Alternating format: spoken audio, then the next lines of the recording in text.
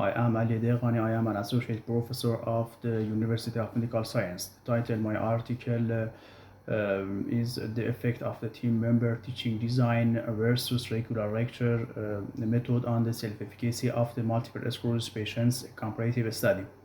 Multiple sclerosis is a chronic inflammatory and autoimmune disease of the central nervous system that affects a person's sensory and motor function. This study was a nervous system. This study was conducted with the aim and of the effect of team member teaching design (TMTD) versus regular lectures on the self-efficacy of the multiple sclerosis patients. This research is a randomized clinical trial study. In this study, 48 multiple sclerosis persons of member of Jaromema's MS Society participated. The patients divided into three groups: TMTD, regular lecture, and control by random allocation.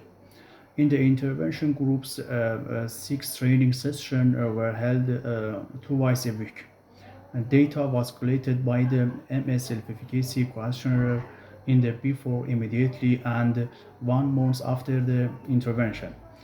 The results of the repeated measure test before, immediately, and 1 month after the intervention showed that the mean of the self-efficacy in two intervention groups had increased significantly, while these changes were not significant in the control group.